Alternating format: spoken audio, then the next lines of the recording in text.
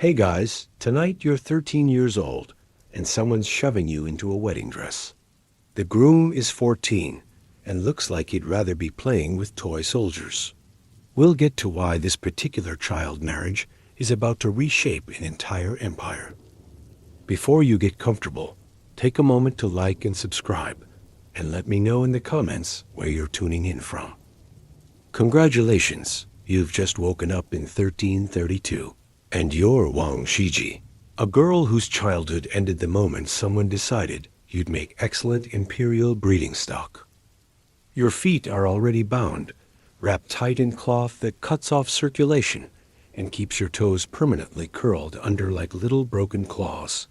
Every step sends shooting pain up your legs, but hey, at least your tiny feet are considered beautiful. That's what matters when you're being married off to secure political alliances. Your new husband is Chu Yuan Zhang, though he won't be calling himself that for much longer. Right now, he's just another teenage boy caught up in the chaos of the late Yuan Dynasty, when the Mongols are losing their grip on China, and everyone with half a brain and a sharp sword thinks they can carve out their own kingdom.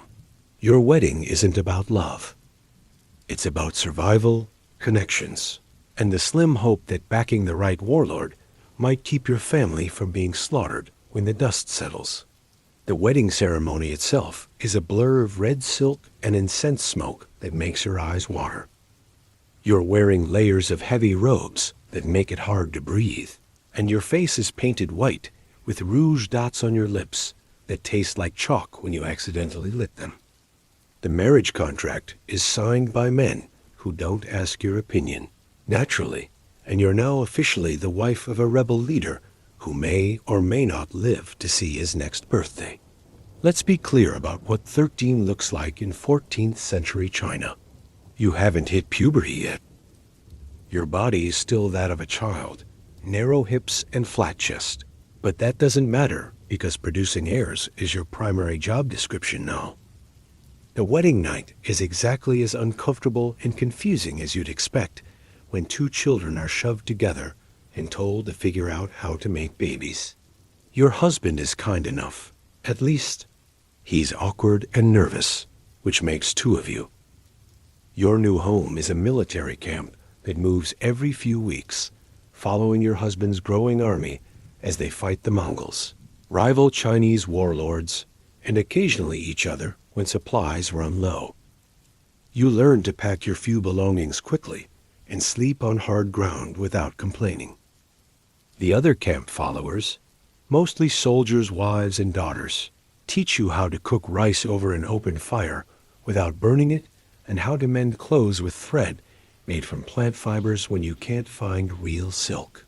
But here's where your story gets interesting. While other child brides are tucked away in back rooms to embroider and produce sons, you're watching your husband build an empire. You see him make alliances, break them when convenient, and gradually transform from a peasant rebel into something that looks suspiciously like emperor material.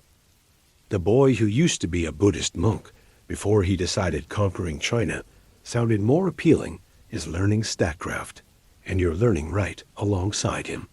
Your first pregnancy comes when you're 15, which is considered perfectly normal timing. The morning sickness hits you like a brick wall, and you spend weeks vomiting into clay pots while trying to keep down weak rice gruel. The camp's medicine woman gives you bitter herbs that taste like dirt and probably workabout, as well as modern pregnancy vitamins, which is to say not much. Your bound feet make the pregnancy even more miserable because the constant pain in your legs gets worse as your body changes. The birth itself nearly kills you, because of course it does. 15-year-old bodies aren't really designed for pushing out babies, especially when you're malnourished from campaign life and your hips are narrow from childhood foot binding that affected your entire skeletal development. You labor for almost 2 days in a tent that smells like sweat and blood, with women holding you down and telling you to push harder while you scream yourself hoarse. Your son survives, which makes everyone happy except you. because now you're expected to immediately start working on the next one. Medieval Chinese medicine believes that women who don't produce children regularly will develop various illnesses from unused reproductive energy, so there's no rest for the exhausted. Your body barely has time to heal before you're pregnant again. Meanwhile, your husband is getting more successful at this whole conquest thing. He takes the name Hong Wu, meaning vastly martial, which sounds impressive until you remember he's basically a teenager with anger management issues and a talent for violence. His army grows from a few hundred desperate peasants to tens of thousands of disciplined soldiers who actually win battles instead of just running around the countryside stealing chickens. You're not just sitting in the background during all this. Chinese noble wives are expected to manage household affairs, which in wartime means coordinating supply lines, managing the camp's finances, and keeping track of which local officials can be bribed and which ones need to be eliminated. You learn to read people's faces to spot lies and to make decisions that keep your husband's growing empire fed and funded. The constant moving means you never have a real home.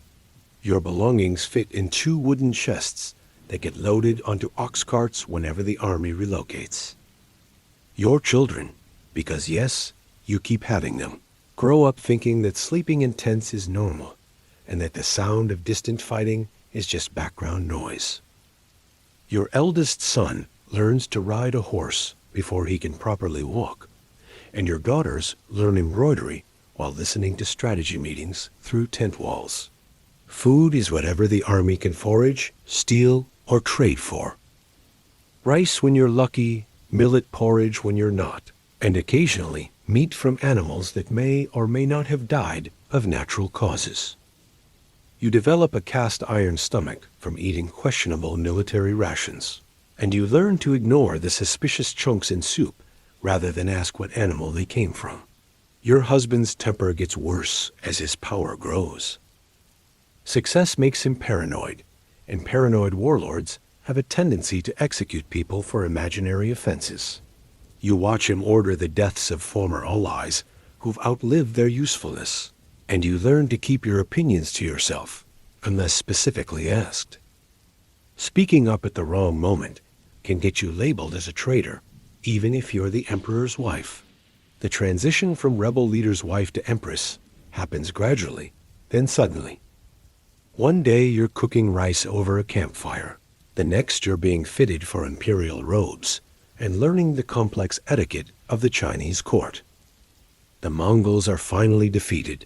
The rival warlords are dead or surrendered, and your husband declares himself the first emperor of the Ming Dynasty in 1368. You're 24 years old and the mother of an empire. The Forbidden City isn't built yet, so your first imperial palace is a repurposed Mongol fortress that smells like horses and still has arrow holes in the walls. Your new title is Empress Shaduan, meaning filial and virtuous, which is diplomatic code for produces sons and doesn't cause political problems. The irony is that you've been causing political problems this entire time, just quietly and efficiently. Your daily routine as Empress involves morning audiences where you listen to officials report on everything from tax collection to border disputes. You're not supposed to speak during these meetings, but your husband has learned to read your facial expressions. A slight frown means the official is lying. Raised eyebrows mean the proposed policy is stupid. And a tiny nod means proceed with whatever horrible punishment is being suggested. The palace staff treats you with elaborate respect that feels hollow after years of camp life where people said what they meant. Every meal is a formal ceremony with specific dishes served in predetermined order, and you're not allowed to eat until the food has been tested for poison. Your bound feet, which were merely painful during campaign life, now require special silk shoes and constant attention from servants who massage your permanently damaged toes. Your children's education becomes a full-time project involving dozens of tutors, martial arts instructors, and scholars who teach them classical literature. while carefully avoiding any texts that might give them ideas about overthrowing their father. Your sons learn calligraphy, military strategy, and how to execute people efficiently. Your daughters learn music, poetry, and how to manage large households without getting murdered by jealous concubines. Because yes, there are concubines now. Lots of them. Your husband's appetite for young women grows along with his empire, and you're expected to smile graciously while he installs teenagers in the palace and starts producing illegitimate children at an alarming rate.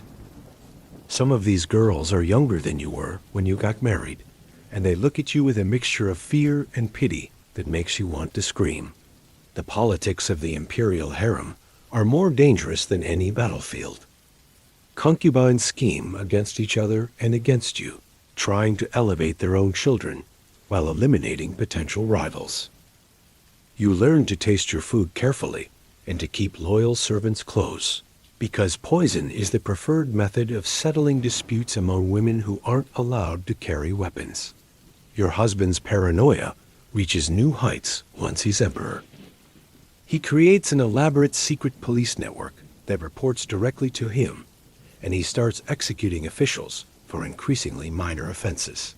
Showing up late to court meetings can get you flayed alive, and disagreeing with imperial policy is basically a death sentence.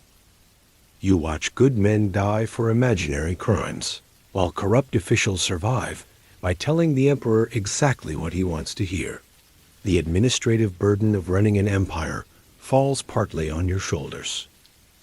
You oversee the selection and training of palace staff, manage the complex hierarchy of noble wives and concubines, and coordinate with government ministers on policies affecting women and children. It's exhausting work that nobody acknowledges, because officially you're just decorative. Your health starts declining from the constant your late 20s. You've stress and repeated pregnancies. By giving birth to more children than you can easily count, and several have died from diseases that palace physicians can't cure. Medieval Chinese medicine involves a lot of herbal remedies that taste horrible and work about as well as you'd expect from treatments developed before anyone understood germs. The palace itself grows more elaborate as the dynasty establishes itself. Construction crews work constantly, adding new buildings, gardens, and defensive walls. The noise is relentless, and the smell of fresh paint and sawdust mixes with incense and cooking food to create an atmosphere that gives you headaches. Your private quarters expand from a single room to an entire complex of buildings, but somehow you feel less free than you did living in army tents. Your role as Empress involves regular public appearances where you're displayed like a valuable artifact. These ceremonies require hours of preparation, with servants arranging your hair in increasingly complex styles and dressing you in robes so heavy you can barely walk. The makeup alone takes 2 hours to apply, with white powder covering your entire face and red paint carefully applied to your lips and cheeks. The worst part of imperial life is the isolation. You're surrounded by hundreds of people, but you can't trust any of them completely. Servants spy for competing factions. Officials curry favor by reporting private conversations, and even your own children learn to be careful about what they say around you. The spontaneous conversations and genuine relationships of campaign life are replaced by formal interactions where everyone has an agenda. Your husband's transformation from rebel leader to emperor is complete, and it's terrifying. The boy who once shared his rice with hungry soldiers now executes people for looking at him wrong. He develops increasingly elaborate theories about threats to his rule and responds, with mass purges that leave the palace corridors literally splattered with blood. You learn to step carefully and avoid certain sections of the palace where executions are carried out. The empire your husband has built is impressive but fragile. The Ming Dynasty controls more territory than any previous Chinese dynasty, with trade routes stretching from Korea to Southeast Asia. Tax revenues flow in from prosperous provinces, and the military is strong enough to deter foreign invasion. But it all depends on your husband's increasingly unstable personality and his ability to manage competing factions of nobles who would happily tear the empire apart if they thought they could profit from it. Your children grow up in this atmosphere of luxury and terror, never knowing if their father will praise them or have them executed for some perceived slight. Your eldest son, the crown prince, develops nervous tics from the stress of constantly being evaluated for fitness to rule. Your daughters learn to be invisible, speaking only when spoken to, and avoiding anything that might be interpreted as political ambition. And through it all, you endure. At 30, you've survived childhood, war, multiple pregnancies, palace intrigue, and marriage to one of history's most paranoid rulers. Your bound feet still hurt with every step. Your body is worn out from constant childbearing, and you've watched your husband transform from an awkward teenager into a monster. But you're still here, still breathing, still making the small daily decisions that keep an empire running. The morning routine never changes. You wake before dawn, submit to having your face painted and your hair arranged, and prepare for another day of smiling while terrible things happen around you. Your breakfast is tested for poison, your clothes are inspected for hidden weapons, and your conversations are monitored by servants who report everything to your husband's spies. But you've learned to find small victories in this impossible life. A word of advice that saves an innocent official from execution. A suggestion that improves rice distribution to prevent famine. A moment of genuine laughter with one of your children before they remember to be afraid. These tiny acts of influence are your rebellion against a system that treats you like valuable livestock. The pregnancy announcements become a ritual of their own. Palace physicians examine you with cold hands and announce your condition to your husband like you're a prized moray. The fourth pregnancy, the fifth, the sixth. Your body barely recovers from one birth before the next child is already growing inside you. By your mid-20s, you've lost count of how many times you've gone through labor, and frankly, you've stopped caring whether each baby survives. It sounds horrible, but when infant mortality is roughly 50%, and you're expected to produce children until your body gives out, emotional detachment becomes a survival mechanism. The palace gets bigger every year, which means more servants to manage, more ceremonies to endure, and more places where assassins might hide. Your daily walk from your private quarters to the throne room now takes 20 minutes through corridors lined with guards, who bow so low their foreheads nearly touch the floor. The sound of hundreds of people dropping to their knees whenever you appear gets old fast. Your bound feet make the walking excruciating, but showing pain in public would be interpreted as weakness. So you learn to smile while your toes feel like they're being crushed in a vice. The court physicians have fascinating theories about women's health that would be hilarious if they weren't being applied to your actual body. They believe that too much reading gives you brain fever, that laughing too loudly disrupts your feminine essence, and that eating cold foods during pregnancy will make your baby come out with a cold temperament. The treatments they prescribe involve drinking bitter herb mixtures that taste like liquid dirt and smell worse than the palace latrines. Your husband's paranoia reaches new creative heights as he settles into being emperor. He develops an elaborate system of spies who report on each other, creating a feedback loop of suspicion that results in people being executed for crimes they didn't commit based on evidence that doesn't exist. You watch officials arrive at court in the morning and get dragged away for questioning by afternoon, never to be seen again. The palace floors are scrubbed daily to remove bloodstains, but the smell of fear never quite goes away. The concubines multiply like rabbits, because apparently conquering China wasn't enough for your husband's ego. He needs to prove his virility by impregnating every reasonably attractive woman within a 100-mile radius. These girls, some barely 14, arrive at the palace wide-eyed and terrified, and within months they're either pregnant dead, or so broken by harem politics that they might as well be dead. You're expected to welcome them graciously and help them adjust to palace life, which is like being asked to train your own replacements while pretending to be happy about it. The harem hierarchy is more complex than the imperial bureaucracy. There are 9 official ranks of concubines, each with specific privileges, clothing colors, and monthly allowances. The competition is vicious, because moving up even one rank can mean the difference between your children having a future or being forgotten entirely. You watch these girls poison each other's food, spread rumors that result in executions, and occasionally resort to outright murder when subtler methods fail. The palace gardeners have learned not to ask too many questions about why certain flower beds need extra fertilizer. Your own children grow up in this atmosphere of luxury and terror, never sure whether their father will praise them or have them beaten for some imaginary offense. Your eldest son, who should be learning statecraft and military strategy, instead spends most of his time trying to figure out which of his tutors are spies and which of his servants might slip poison into his evening rice. He develops a stutter that gets worse whenever his father is in the room, and you can't decide whether to be proud of his caution or heartbroken that he's learned to be afraid of everything. The daily routine of being Empress involves more ceremony than actual decision-making.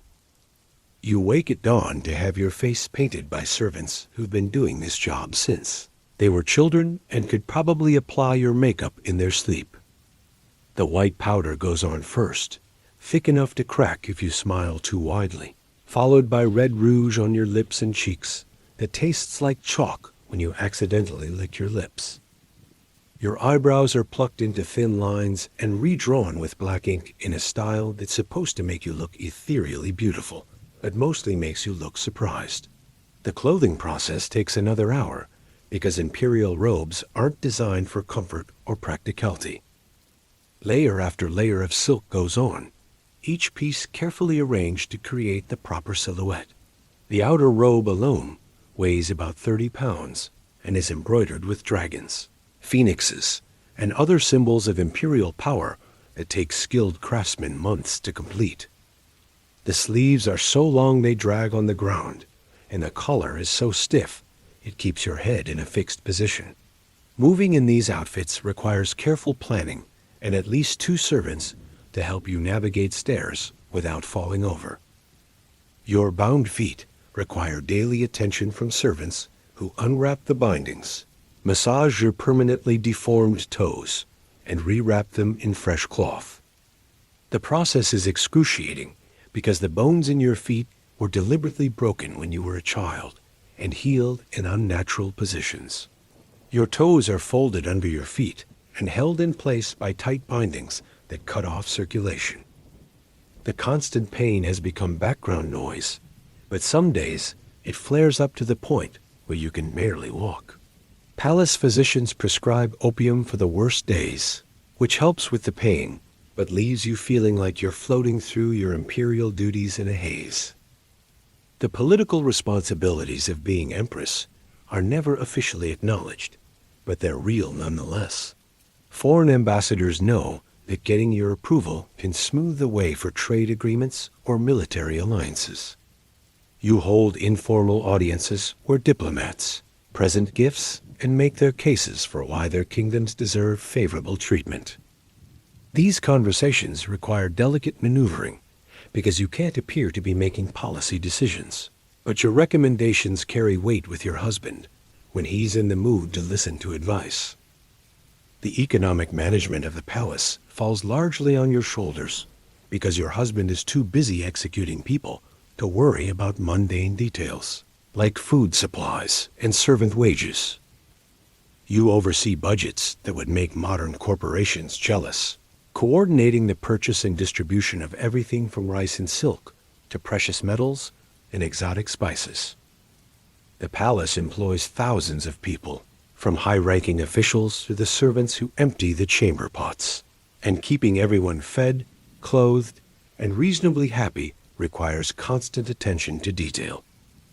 Your personal library grows as you collect books on subjects that interest you, though you have to be careful about what you read.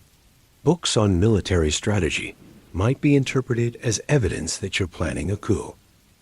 Religious texts from the wrong sect could suggest dangerous sympathies. Even poetry has to be screened because certain metaphors might be coded criticism of imperial policies.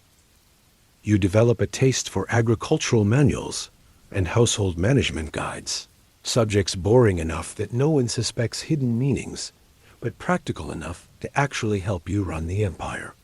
The isolation of imperial life becomes more crushing as the years pass. You're surrounded by people who want things from you, but genuine conversation is almost impossible.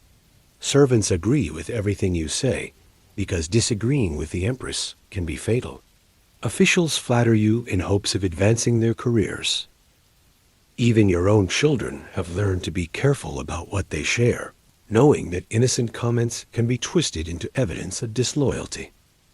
You find yourself missing the honest exhaustion of campaign life, when people said what they meant, because there wasn't time for elaborate deception. Your health starts declining in ways that palace physicians can't explain or treat effectively. The constant stress of living in a state of hypervigilance takes a physical toll.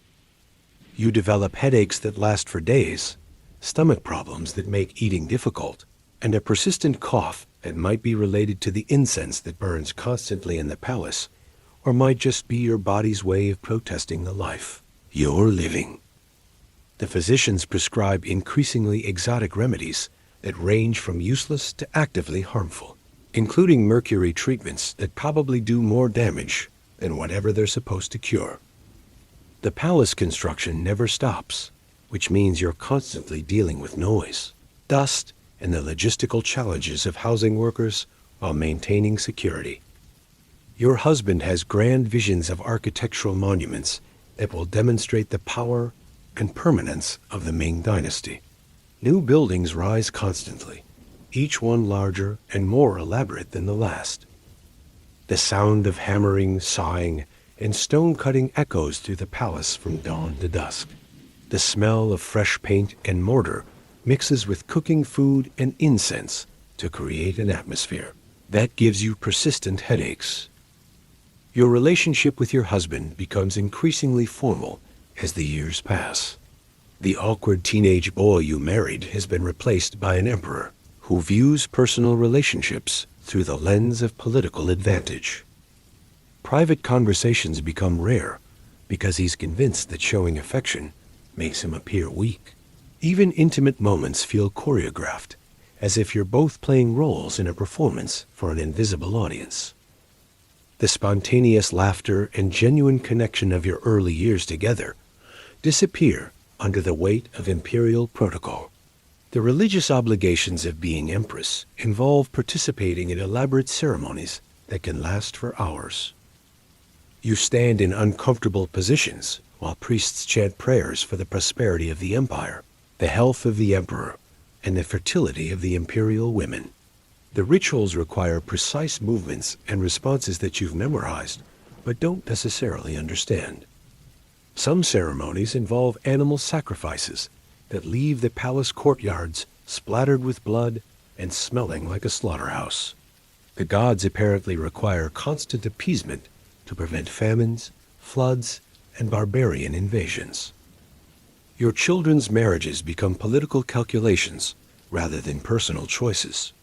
Your daughters are promised to foreign princes or powerful nobles before they reach puberty, their lives planned out in treaties that treat them like valuable commodities.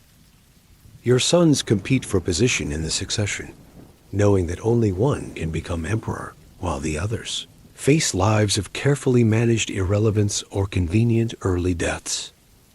Family dinners become exercises in diplomatic maneuvering, with everyone choosing their words carefully to avoid giving offense. The palace food system involves multiple layers of testing and preparation designed to prevent poisoning. But the process makes meals into elaborate productions that take longer to serve than to eat. Every dish is prepared by different cooks, tested by official tasters, and served by servants who've been searched for concealed weapons. By the time food reaches your table, it's usually cold and has been handled by so many people that it tastes more like political anxiety than actual cuisine. You develop a preference for simple dishes that can't easily hide poison, which means lots of plain rice and vegetables that have been boiled into submission. The seasonal festivals require your participation in public ceremonies, where you're displayed like a living symbol of imperial virtue. These events involve hours of preparation, elaborate costumes that make movement difficult, and carefully choreographed appearances where you wave at crowds who've been ordered to cheer enthusiastically. The festivals celebrate everything from successful harvests to military victories, and your presence is supposed to demonstrate the harmony between the imperial family and the natural order. Missing these events would be interpreted as a sign of illness, political dissatisfaction, or worse. Your private correspondence becomes an exercise in coded language because every letter you write is read by multiple officials before being sent. Communicating with family members requires careful wording that expresses affection without suggesting political alliances that might be interpreted as threatening. Even thank you notes for gifts require diplomatic precision to avoid accidentally insulting someone or appearing to favor one court faction over another. The simple act of writing a letter becomes a form of statecraft. The palace gardens provide your only escape from the constant surveillance and ceremony of imperial life. Here, among carefully arranged rocks, artificial streams, and flowering trees, you can walk at your own pace and think your own thoughts without immediate interruption. The gardens are designed to represent idealized natural landscapes, with hidden paths and secluded pavilions where you can sit and pretend you're somewhere else entirely. The gardeners learn to recognize your moods and give you space when you need solitude. Your influence on policy happens through indirect channels that require patience and subtlety. Direct advice might be ignored or interpreted as inappropriate interference, but casual observations during private moments can plant seeds that grow into official policies.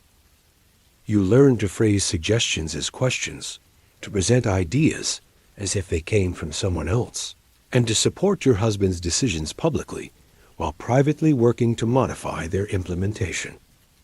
It's exhausting work that requires constant vigilance and produces results that you can never openly claim credit for. The palace library becomes your refuge, though access to books requires navigating censorship rules that change based on your husband's current paranoia level. You develop relationships with scholars who can recommend texts that are both intellectually stimulating and politically safe. Reading provides escape from the immediate pressures of imperial life and connects you with ideas that transcend the narrow world of palace politics. You particularly enjoy works on astronomy and mathematics, subjects abstract enough to seem harmless, but complex enough to engage your mind. The medical care available to you represents the best knowledge of the time, which unfortunately includes treatments based on theories that range from questionable to actively dangerous. Palace physicians believe in balancing bodily humors through bloodletting, purging, and herbal treatments that often cause more problems than they solve. Your repeated pregnancies are managed with techniques that increase rather than reduce the risks to both mother and child. You survive multiple births more through luck than medical skill, and you're constantly aware that the next pregnancy could easily be your last. Your wardrobe requires a full-time staff to maintain because imperial clothing isn't designed for durability or comfort. The elaborate robes must be cleaned using special techniques that preserve the delicate embroidery and expensive fabrics. Colors fade, silk tears, and decorative elements fall off from normal wear, requiring constant repairs by skilled craftsmen. You own dozens of outfits for different occasions, seasons, and ceremonial requirements, but the weight and restriction of imperial fashion means that getting dressed becomes a daily ordeal that leaves you feeling more like a decorated object than a person. The palace security measures create an atmosphere of constant tension that affects everyone from high-ranking officials to kitchen servants. Guards patrol constantly, checking for weapons, poison, or signs of seditious behavior. Visitors undergo elaborate screening processes that can take hours to complete. Even trusted servants are subject to random searches and interrogations. The security is probably necessary, given your husband's talent for making enemies. But living in a fortress creates psychological stress that manifests in physical symptoms throughout the palace population. Your entertainment options are limited by imperial dignity requirements and security concerns. Music must be approved to ensure that songs don't contain coded political messages. Dance performances are choreographed to avoid movements that might be interpreted as martial arts training. Even games require supervision to prevent gambling, which could lead to debts that might be exploited by foreign agents. You find yourself longing for the simple pleasures of campaign life, when entertainment meant sitting around a fire sharing stories with people who weren't afraid to speak honestly. A palace communication system involves layers of intermediaries that make simple messages into elaborate productions. Speaking directly to servants or officials bypasses proper channels and can cause political problems. Instead, you communicate through secretaries who pass messages to department heads who assign tasks to subordinates who actually carry out your wishes. By the time your instructions reach their intended recipients, they've often been modified, misunderstood, or forgotten entirely. Getting anything done requires persistence, patience, and the political skill to navigate bureaucratic hierarchies that exist primarily to prevent anyone from accumulating too much individual power. Your aging process happens under constant scrutiny because any sign of declining health or beauty becomes a political liability. Palace cosmetics experts work constantly to maintain your appearance, using techniques that range from skillful to desperate. White powder covers wrinkles, rouge disguises pallor, and increasingly elaborate hairstyles hide thinning hair. The effort required to maintain the illusion of eternal youth becomes exhausting, and you're constantly aware that your value to the dynasty depends partly on your ability to continue looking like an idealized version of feminine perfection. The palace waste management system requires constant attention because housing thousands of people in a confined space creates sanitation challenges that affect everyone's health. Human waste, food scraps, and general garbage must be removed regularly to prevent disease outbreaks that could devastate the palace population. The work is done by servants whose job security depends on maintaining discretion about what they observe while cleaning the private quarters of powerful people. You develop an appreciation for the complex logistics required to maintain basic cleanliness in a pre-industrial urban environment. Your relationship with your children becomes increasingly complicated as they grow older and begin developing their own political identities. Parent-child conversations require the same diplomatic caution as international negotiations because expressing favoritism toward one child might disadvantage the others. Your maternal instincts conflict with dynastic requirements that treat your children as political assets rather than individuals, deserving love and protection. The natural bonds of family affection must be carefully managed to avoid creating security vulnerabilities or succession disputes. The palace seasonal rhythms revolve around agricultural cycles, religious festivals, and political calendar events that structure your daily life. Spring brings planting ceremonies. Summer involves harvest preparations. Autumn features Thanksgiving rituals, and winter focuses on New Year celebrations that can last for weeks. Each season requires different clothing, ceremonial participation, and social obligations that fill your schedule with activities that feel more like diplomatic duties than personal celebrations. Your knowledge of palace intrigue grows through careful observation and discreet conversations with trusted allies. You learn to read facial expressions, interpret silences, and decode the subtle signals that indicate shifting political alliances. Survival in the imperial court requires understanding who has real power versus who merely appears powerful, which officials can be trusted with sensitive information, and how to position yourself to benefit from political changes without appearing to actively participate in court factions. The palace construction projects become increasingly grandiose as your husband's ego grows along with his empire. New buildings must surpass previous structures in size, decoration, and symbolic meaning. The cost in human labor and material resources is staggering, but questioning the necessity of these projects would be interpreted as criticism of imperial vision. You watch skilled craftsmen work themselves to death, creating monuments that exist primarily to demonstrate that the Ming Dynasty can afford to waste enormous amounts of money on architectural displays. Your influence on the next generation happens through informal education and personal example rather than official instruction. Young women in the court observe how you navigate palace politics, manage relationships with difficult people, and maintain dignity under pressure. Your daughters and daughters-in-law learn from watching how you handle the constant challenges of imperial life. The lessons you teach aren't written in books or formal curricula, but they're passed down through generations of women who face similar challenges in their own lives. The palace animal care system requires your constant oversight because maintaining the emperor's collection of exotic creatures is apparently more important than feeding the people outside the walls.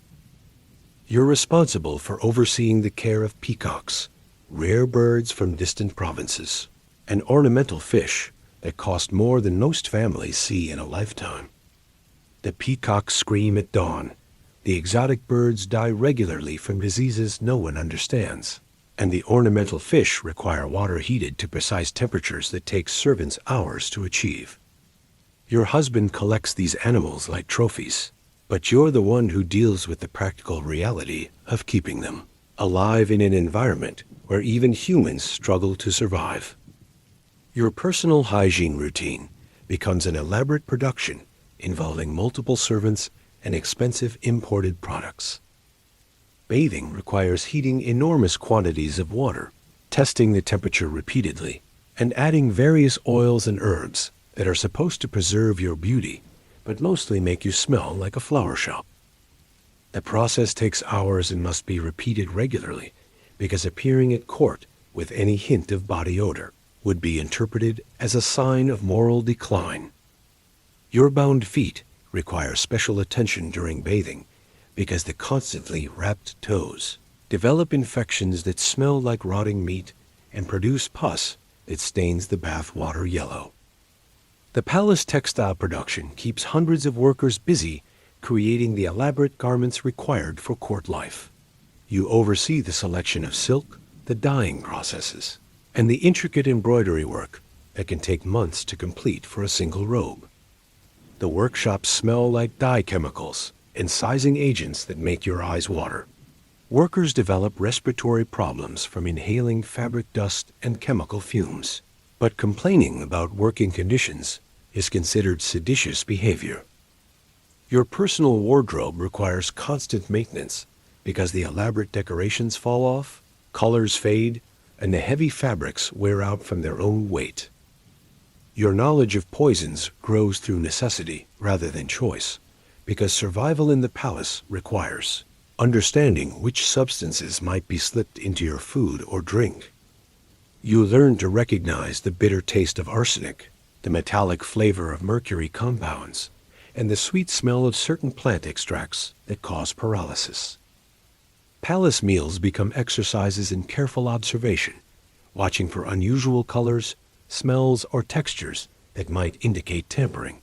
You develop preferences for foods that are difficult to poison without detection and avoid dishes that could easily hide foreign substances.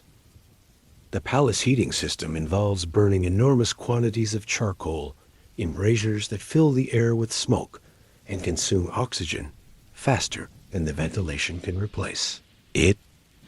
Winter months become a constant struggle between staying warm and avoiding suffocation from poor air quality. The smoke irritates your already damaged lungs, causing coughing fits that leave you gasping for breath. Servants tasked with maintaining the fires develop chronic respiratory problems, and the constant exposure to smoke and ash gives everyone in the palace a persistent, gray pallor that no amount of cosmetics can completely disguise. Your relationship with foreign dignitaries requires navigating cultural differences while maintaining imperial dignity and avoiding international incidents. Ambassadors from different kingdoms have varying ideas about appropriate behavior toward women, and some consider speaking directly to the Empress to be either improper or politically dangerous. You learn to communicate through subtle gestures, carefully chosen gifts, and indirect messages that can be interpreted in multiple ways, depending on the political needs of the moment.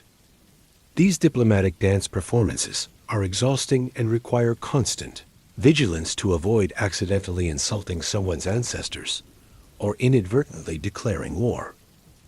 The palace waste heat recovery system involves complex arrangements of pipes and chambers designed to capture warmth from cooking fires and bathhouses for use in other areas. The system works poorly and requires constant maintenance by workers who crawl through narrow spaces filled with hot steam and toxic gases. Breakdowns are frequent, and repairs often involve flooding sections of the palace with scalding water or filling rooms with choking smoke. You learn to plan your daily activities around the unpredictable functioning of heating systems that were designed by optimists and maintained by people who would rather be doing anything else.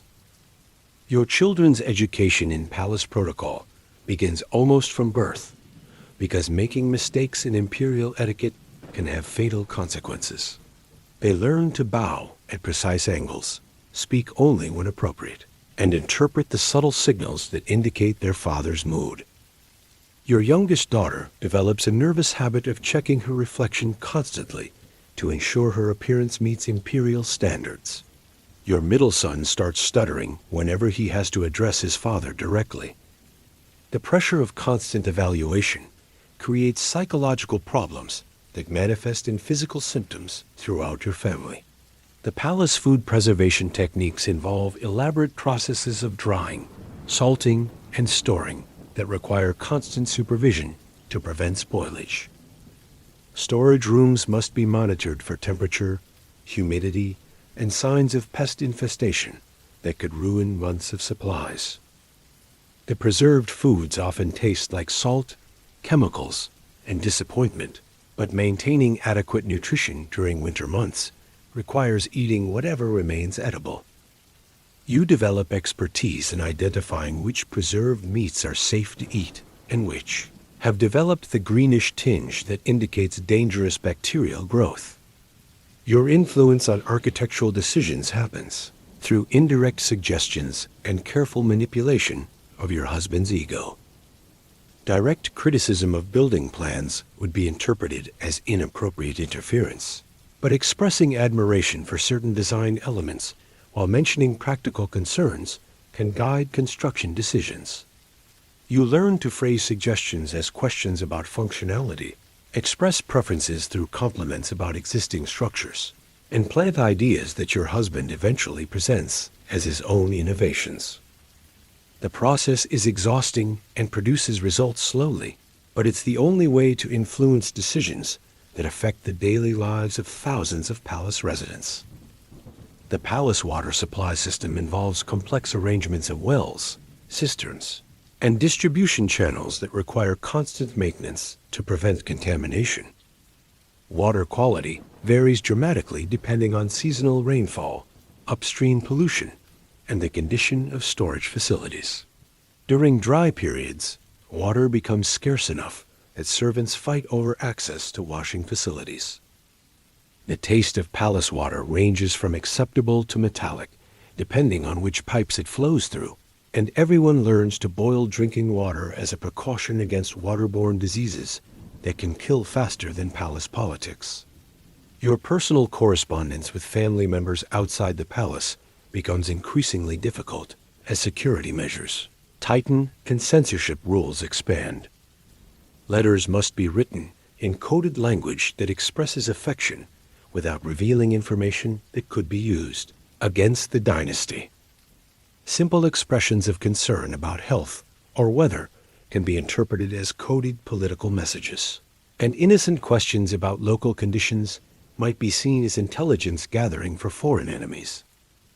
You develop a writing style that says nothing while appearing to share personal news, a skill that requires constant practice and emotional detachment from genuine communication. The palace seasonal food rotation involves elaborate planning to ensure adequate nutrition throughout the year while managing storage limitations and transportation difficulties. Menus must be planned months in advance based on predictions about harvest yields, trade route security, and the political stability of supplier regions. Fresh fruits and vegetables become precious commodities during winter months, and you learn to appreciate the subtle differences between various preservation methods. The diet monotony of late winter months, when most foods taste like salt in storage containers, tests everyone's patience and digestive systems. Your knowledge of herbal medicine grows through necessity because palace physicians often prescribe treatments that cause more problems than they solve. You learn to identify plants that actually provide relief for common ailments versus those that exist primarily in medical theory. The palace herb gardens require careful cultivation and harvesting to maintain supplies of genuinely useful remedies. You develop expertise in preparing simple treatments for headaches, stomach problems, and respiratory issues that affect palace residents regularly. The knowledge is dangerous because appearing to practice medicine without official credentials could be interpreted as witchcraft. The palace entertainment scheduling involves coordinating performances, ceremonies, and celebrations that must maintain imperial dignity while providing relief from the constant stress of court life. Musicians must be screened for political reliability. Dancers must be trained in approved choreography, and storytellers must avoid topics that might be interpreted as criticism of current policies. Even comedic performances require careful review to ensure that jokes don't inadvertently reference sensitive political issues. You learn to appreciate entertainment that manages to be genuinely amusing while remaining completely safe, a combination that produces results about as satisfying as eating unsalted rice. Your aging process becomes a source of constant anxiety because imperial women are expected to maintain youthful appearance indefinitely while dealing with the physical stress of repeated pregnancies and constant emotional pressure. Palace cosmetics experts experiment with increasingly elaborate techniques involving mercury-based powders, lead-containing rouge, and herbal treatments that often cause more skin damage than they prevent. Your reflection becomes a daily reminder of the impossible standards expected of imperial women, and you learn to avoid mirrors except when absolutely necessary for ceremonial preparation. The palace fire prevention system involves elaborate precautions against accidental blazes that could destroy irreplaceable buildings and kill hundreds of residents. Water barrels are positioned throughout the complex. Fire watches patrol constantly, and cooking activities are strictly regulated to minimize ignition risks. Despite these precautions, small fires occur regularly, and major blazes remain a constant threat. The smell of smoke from cooking fires, heating braziers, and occasional accidents creates a persistent haze that irritates everyone's respiratory systems and makes the palace feel like a giant indoor campfire. Your relationship with palace staff evolves as you learn to distinguish between servants who can be trusted with sensitive information and those who report everything to competing factions within the court. Building reliable networks requires years of careful observation and testing through small confidences that reveal loyalty patterns. The servants who prove trustworthy become invaluable allies in navigating palace politics, while those who betray confidence must be managed carefully to prevent them from becoming active enemies. The process of building and maintaining these relationships requires constant emotional energy and political calculation. The palace construction quality control becomes your unofficial responsibility because shoddy workmanship can result in structural failures that kill residents and damage imperial prestige. You learn to recognize signs of poor foundation work, inadequate materials, and construction shortcuts that create long-term problems. Workers often rush projects to meet impossible deadlines, using inferior materials and techniques that look acceptable initially but fail catastrophically under stress. Your growing expertise in construction quality makes you unpopular with contractors who prefer to complete projects quickly regardless of long-term consequences. Your children's marriage negotiations become increasingly complex political calculations that involve balancing dynastic needs, international relations, and the personal happiness of young people who have no say in their own futures. Potential matches must be evaluated for political advantage, genetic compatibility, and the likelihood that the resulting alliance will survive changing political conditions. The process involves detailed investigations of candidate families, their financial resources, political connections, and potential security risks. Your maternal instincts constantly conflict with dynastic requirements that treat your children as political assets rather than individuals deserving love and protection. The palace pest control system involves ongoing battles against rats, insects, and other creatures that thrive in environments where large numbers of people live in close proximity. Rat populations explode during winter months when food stores attract rodents from throughout the region. The creatures carry diseases, contaminate food supplies, and damage stored goods, including expensive textiles and important documents. Control methods range from cats and traps to poisons that sometimes affect humans as well as targeted pests. The constant battle against vermin becomes a metaphor for palace life itself, where threats multiply faster than they can be eliminated. Your knowledge of palace geography grows through necessity because navigating the constantly expanding complex requires understanding which areas are safe, which are under construction, and which should be avoided due to political or security concerns. New buildings appear regularly, old structures are demolished or repurposed, and the layout changes frequently enough that getting lost becomes a genuine concern. You develop mental maps that include not just physical locations, but also the political territories controlled by different court factions, the security patrol schedules, and the seasonal variations in building usage patterns.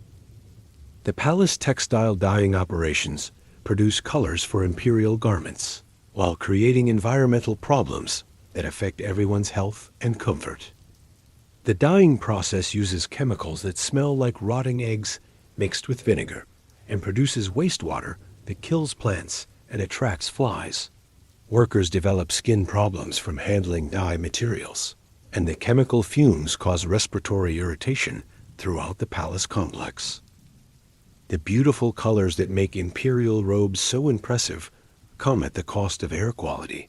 That makes breathing unpleasant and potentially dangerous for everyone living nearby. Your personal security measures evolve as threats become more sophisticated and your political position becomes more precarious. You learn to vary your daily routines to avoid predictable patterns that could be exploited by assassins. Taste all food and drink carefully and maintain awareness of potential escape routes from any location. The constant vigilance required for basic survival becomes exhausting, and the psychological stress of never feeling completely safe manifests in physical symptoms, including insomnia, digestive problems, and a persistent sense of anxiety that affects your ability to enjoy even simple pleasures.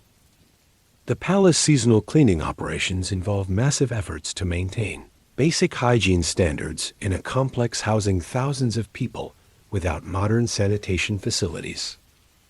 Spring cleaning requires scrubbing floors, walls, and ceilings to remove accumulated soot, grease, and organic matter that builds up during winter months. The cleaning process fills the air with dust and chemical fumes that trigger respiratory problems and create temporary living conditions that are worse than the original dirt. Workers develop chronic health problems from exposure to cleaning chemicals and the physical demands of maintaining cleanliness in impossible conditions. Your influence on legal decisions happens through careful conversations with your husband during his more reasonable moments, when he might be persuaded to consider mercy or practical alternatives to his usual solutions involving execution or torture. The process requires perfect timing, diplomatic language, and the ability to present suggestions as supporting rather than questioning his authority. Success rates are low, and failed attempts can result in suspicion about your political loyalties. But occasionally, you manage to save someone's life or prevent particularly brutal punishments from being implemented. The palace food testing system involves elaborate protocols designed to prevent poisoning while ensuring that meals remain edible by the time they reach imperial tables. Each dish must be prepared by trusted cooks, sampled by official tasters, and examined for signs of contamination before being served. The process takes hours and often results in cold, overhandled food that tastes more like political paranoia than actual cuisine.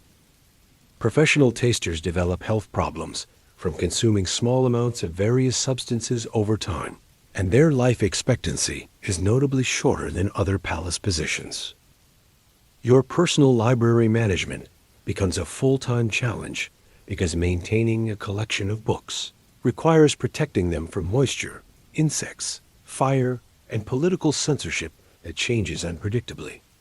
Valuable texts must be copied regularly to prevent loss, stored in climate-controlled conditions, and hidden from officials who might consider certain subjects dangerous.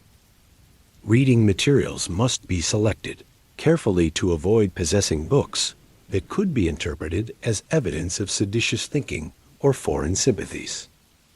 The constant threat of confiscation makes building a meaningful personal library an exercise in risk management and careful concealment.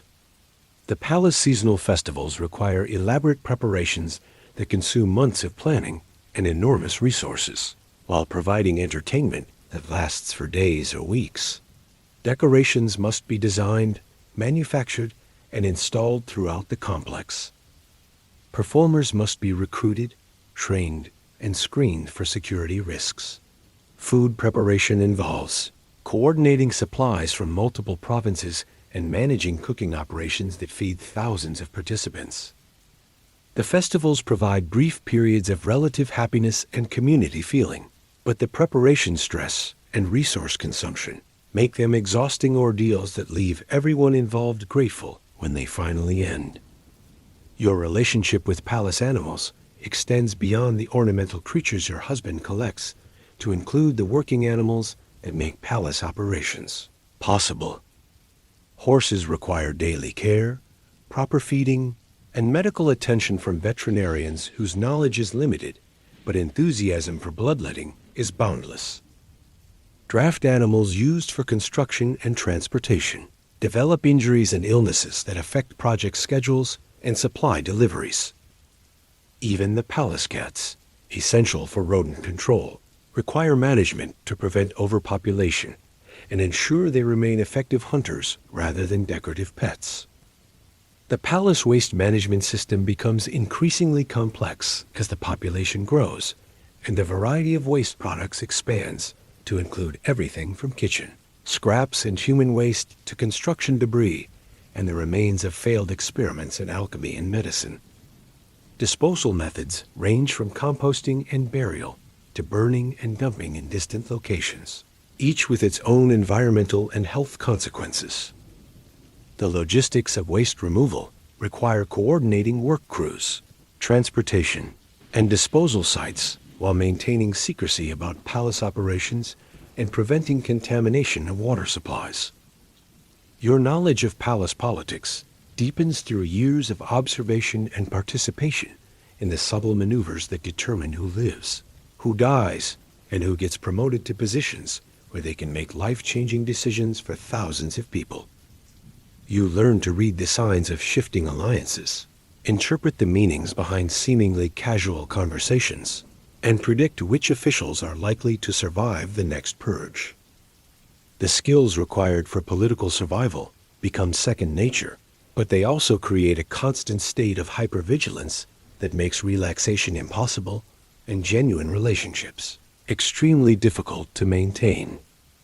The palace medical system evolves as physicians experiment with new treatments, while maintaining traditional approaches that have been used for centuries with mixed results.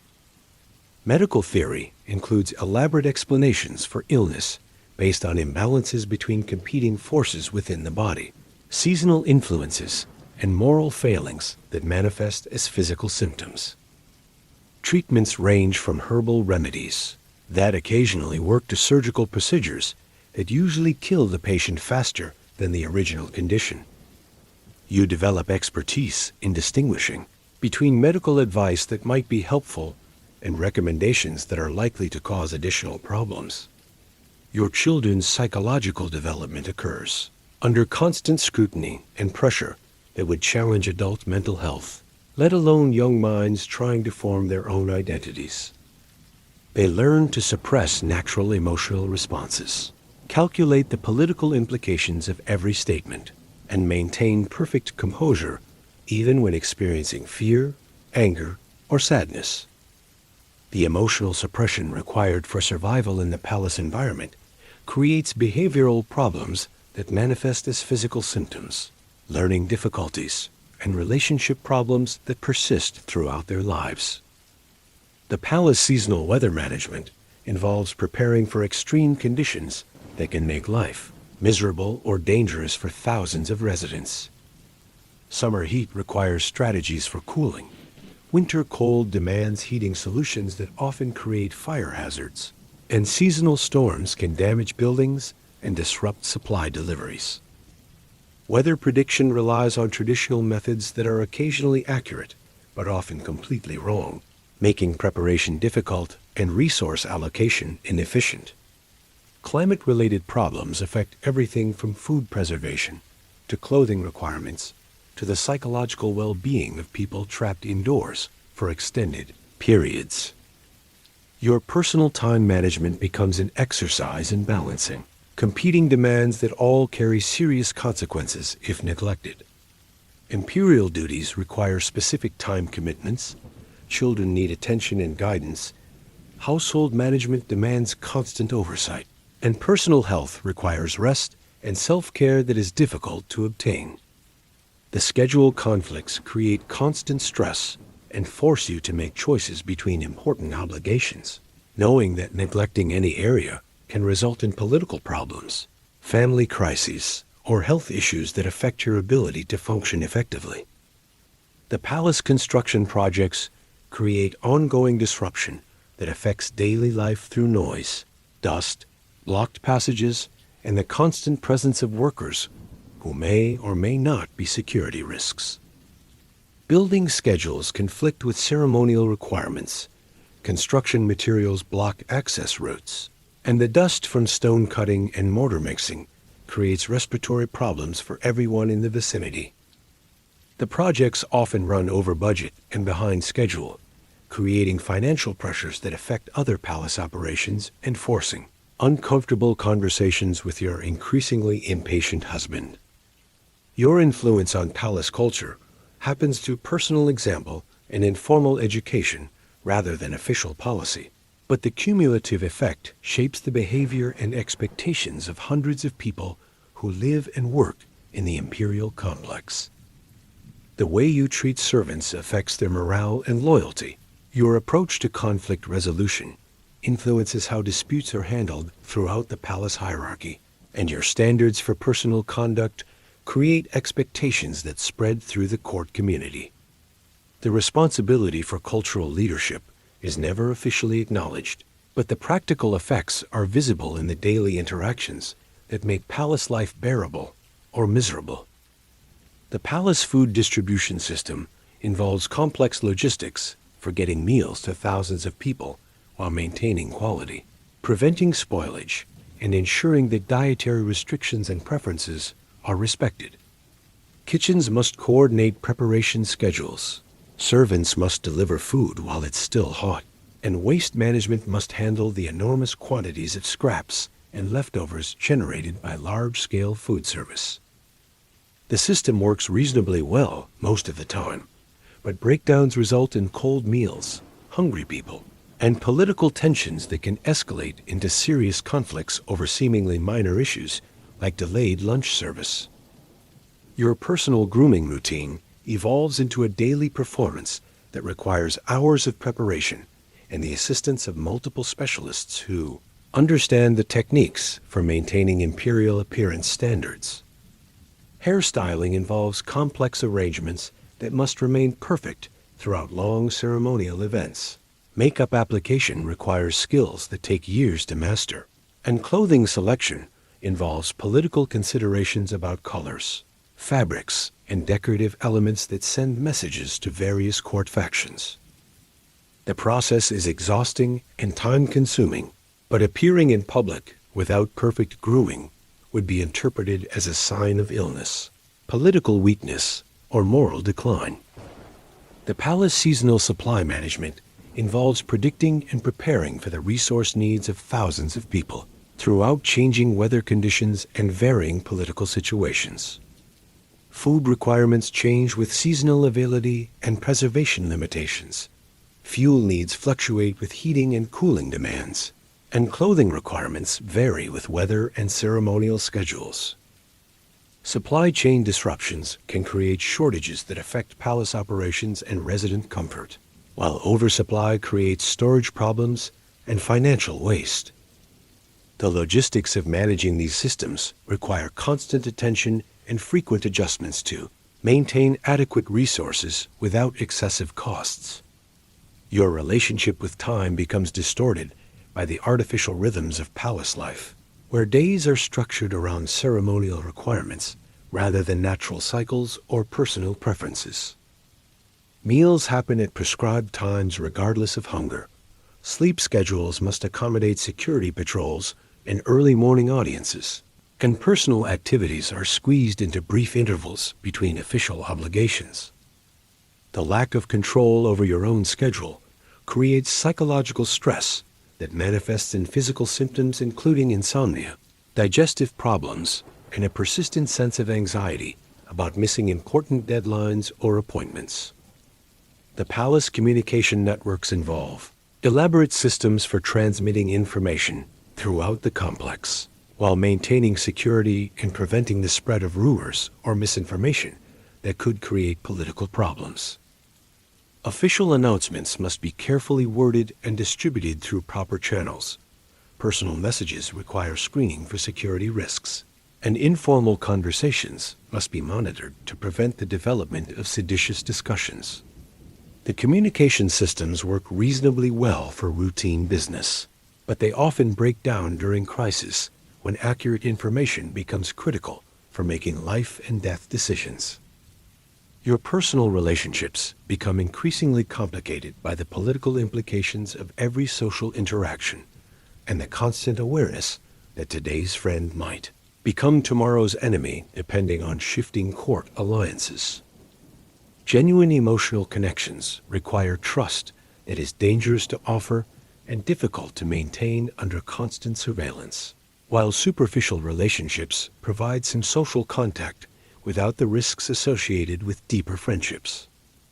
The isolation created by political caution affects mental health and makes the emotional challenges of palace life even more difficult to endure. The palace seasonal health management involves preparing for diseases and medical problems that occur predictably at certain times of year while dealing with unexpected health crises that can affect large numbers of people simultaneously. Winter brings respiratory problems from poor air quality and close living conditions. Summer creates digestive issues from food spoilage and insect-borne diseases. And seasonal transitions often trigger epidemics that spread rapidly through the palace population. Medical resources are limited and treatments are often ineffective, making disease prevention and early intervention critical for maintaining the health of thousands of residents. Your knowledge of imperial administration grows through years of observation and informal participation in the decision-making processes that govern an empire of millions of people. You learn to understand the relationship between local policies and their practical effects on distant provinces, the connections between tax collection and military effectiveness, and the ways that seemingly minor administrative decisions can create major political problems. The knowledge is useful for understanding why certain policies succeed or fail, but it also makes you aware of the enormous complexity involved in governing a vast territory with primitive communication and transportation systems. The palace security evolution involves constantly adapting protection measures to address new threats while maintaining the appearance of imperial invulnerability that is essential for political stability. Physical security requires monitoring access points, screening visitors, and maintaining awareness of potential assassination methods, while political security involves identifying and neutralizing threats from court factions, foreign agents, and disgruntled officials.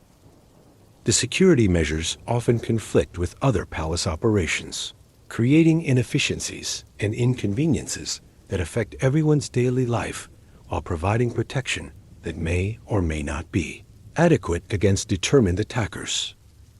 Your influence on the next generation extends beyond your own children to include the young people throughout the court who observe your behavior and learn from your example how to navigate the challenges of palace life.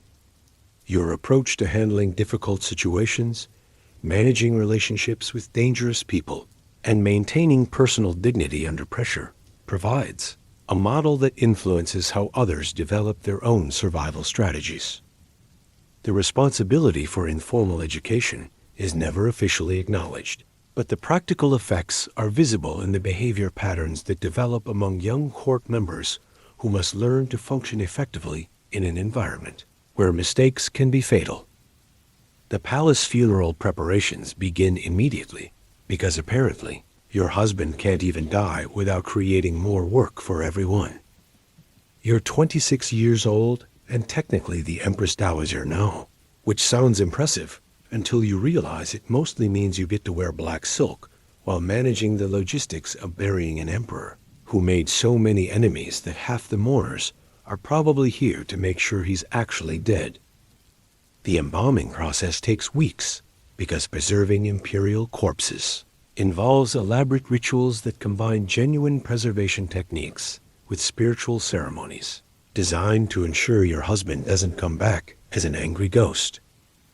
Palace physicians drain his blood and replace it with mercury compounds that are supposed to prevent decay, but mostly just make the body smell like a chemistry experiment gone wrong.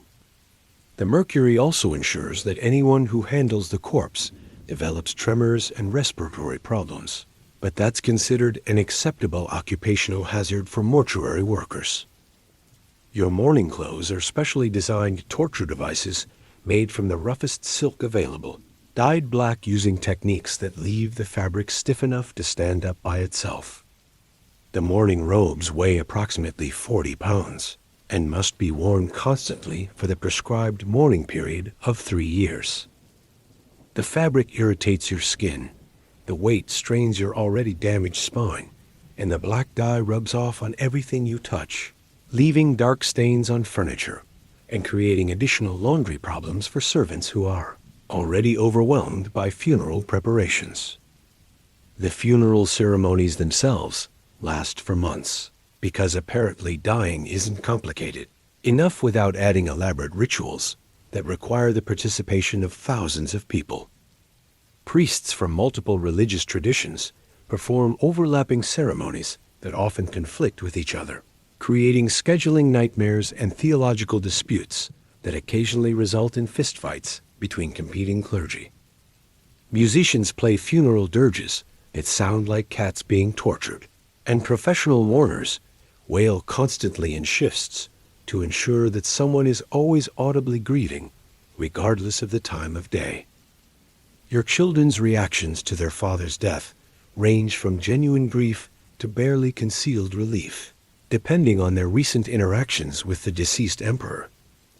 Your eldest son, now officially the new emperor, immediately begins implementing policies that reverse many of his father's more paranoid initiatives. Your daughters weep appropriately during public ceremonies, but privately express hope that the new reign might involve fewer random executions and more predictable meal schedules. The younger children seem confused about why everyone is sad about something that has clearly improved the general atmosphere of the palace. The succession process involves elaborate ceremonies designed to demonstrate that imperial power transfers smoothly from one generation to the next, despite the fact that everyone knows the transition period is the most dangerous time for political stability.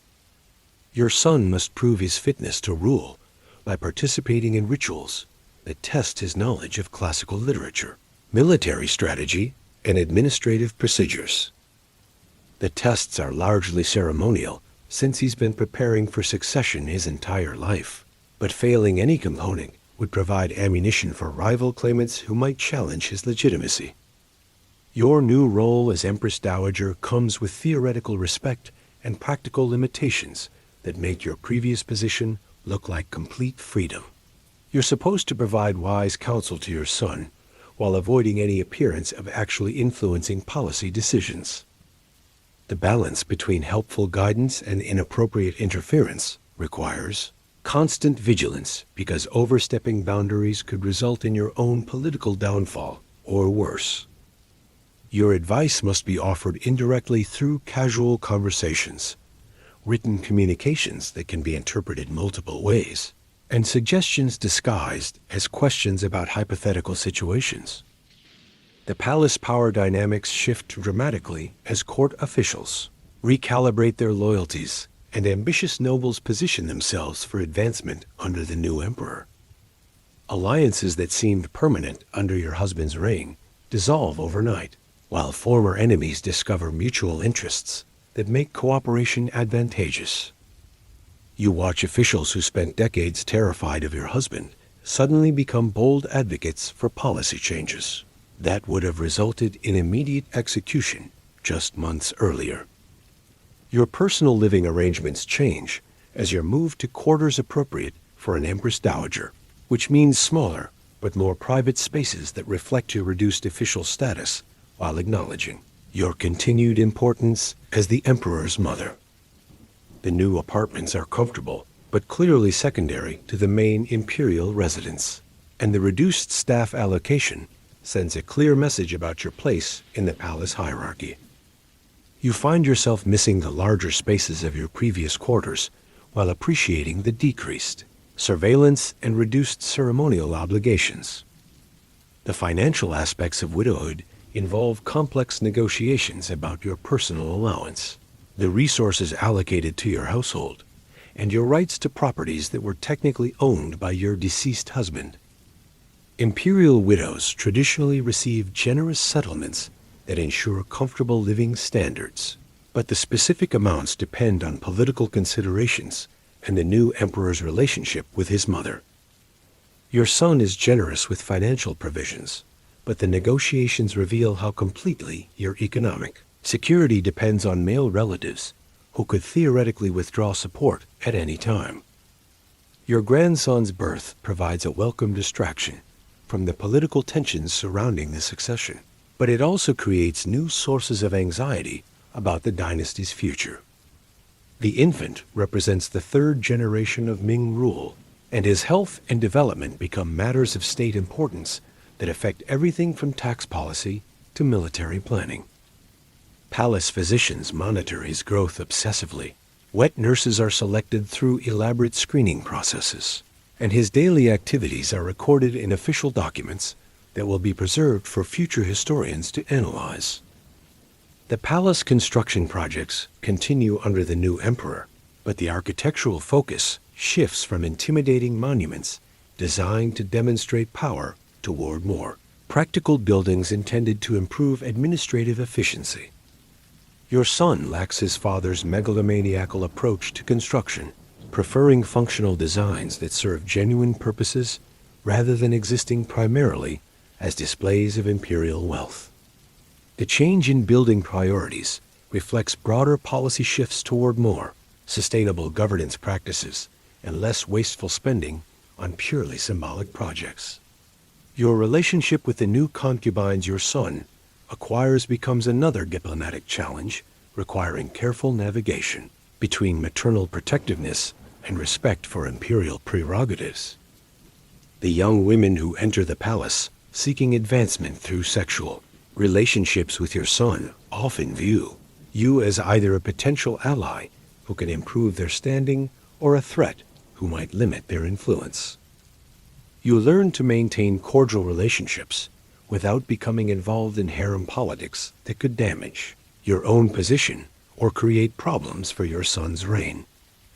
The seasonal court ceremonies continue under modified protocols that reflect the new emperor's preferences while maintaining traditional elements that demonstrate continuity with previous reigns. Your participation in these events shifts from central performer to honored observer, a change that reduces your ceremonial workload while occasionally making you feel like a relic from a previous era. The modified protocols also create opportunities for younger court members to assume more prominent roles, gradually transferring institutional knowledge to the next generation of palace officials. Your health problems worsen as the stress of transition combines with the cumulative effects of decades of palace life to create new symptoms and aggravate existing conditions. The chronic pain from your bound feet intensifies, possibly due to changes in activity levels or circulation problems related to aging.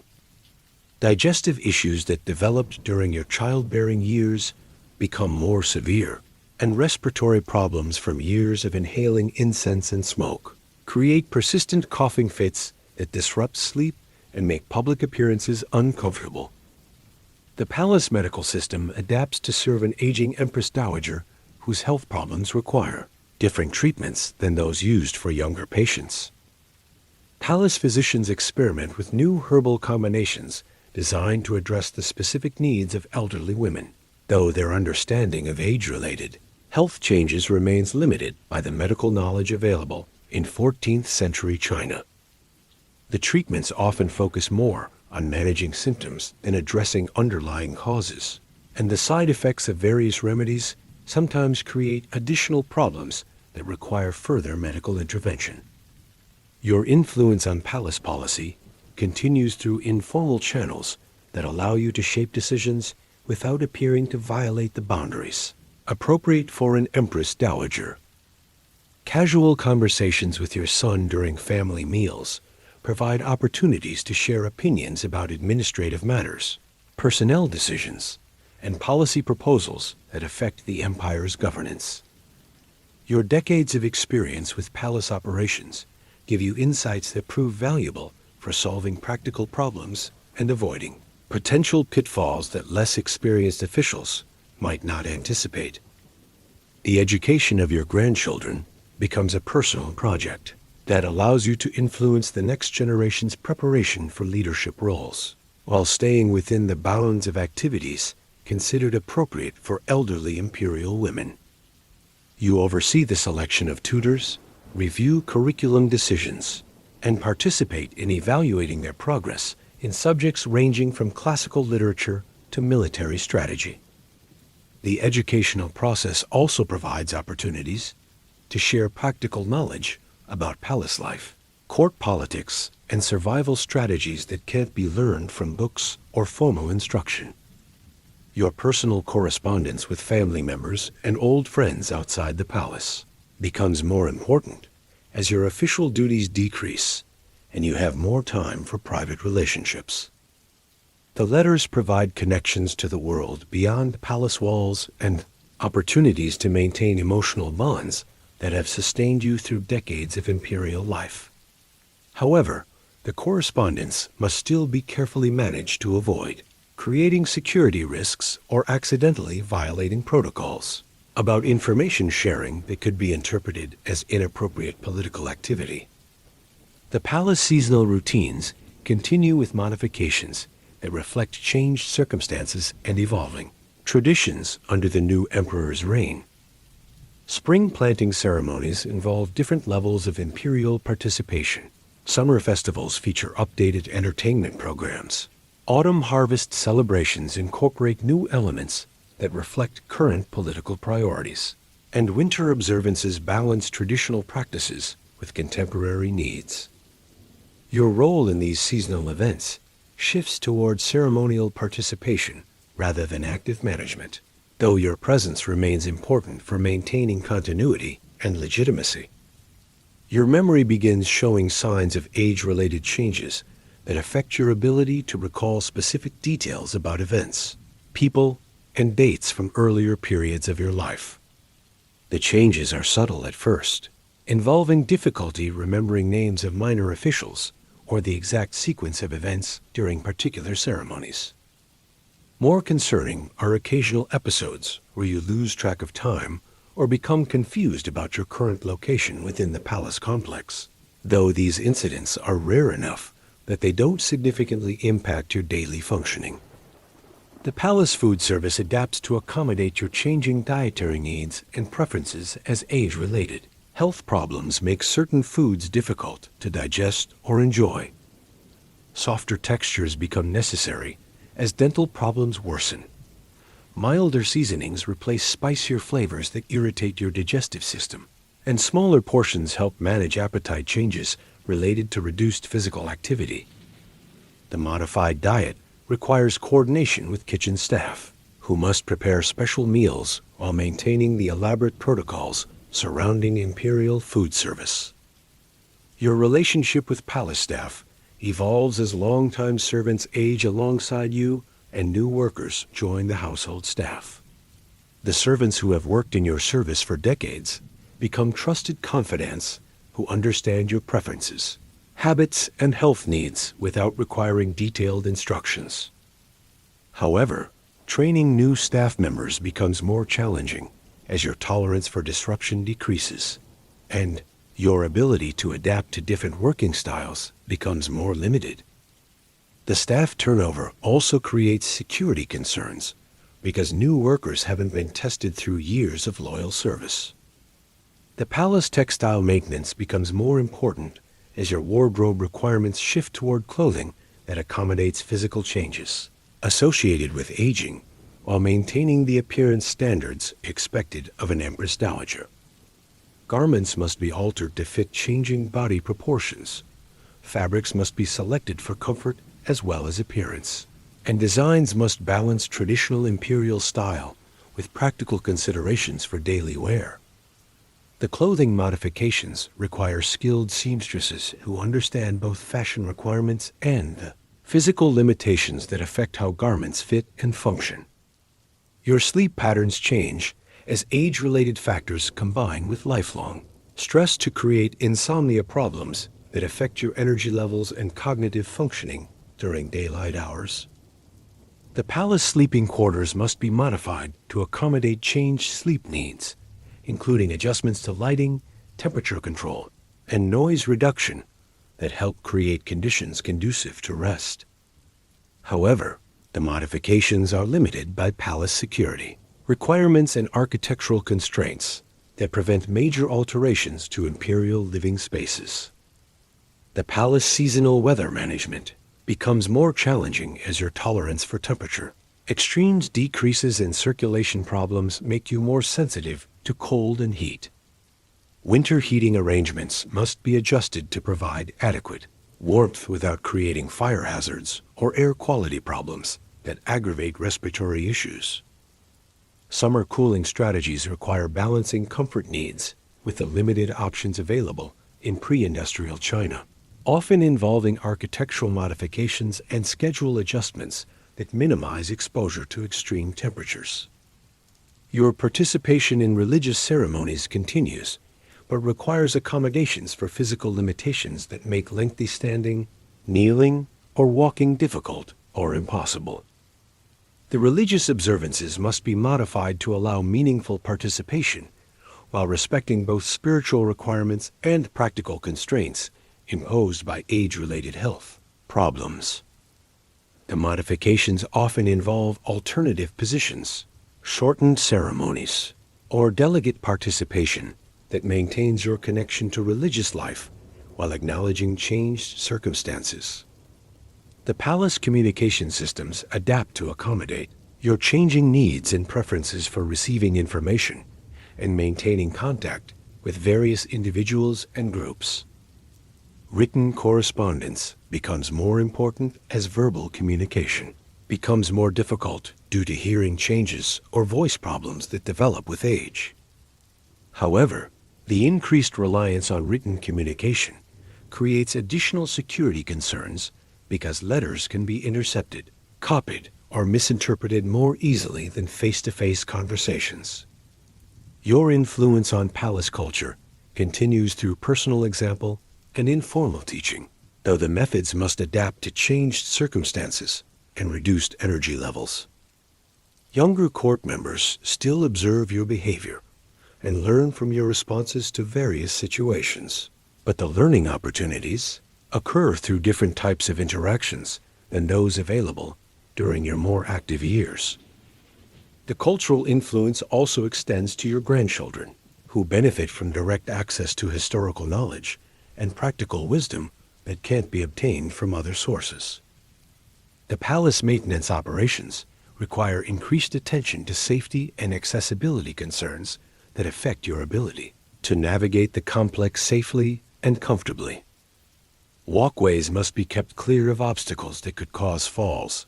Lighting must be adequate for safe navigation during evening hours, and surface conditions must be monitored to prevent slipping hazards that could result in serious injuries.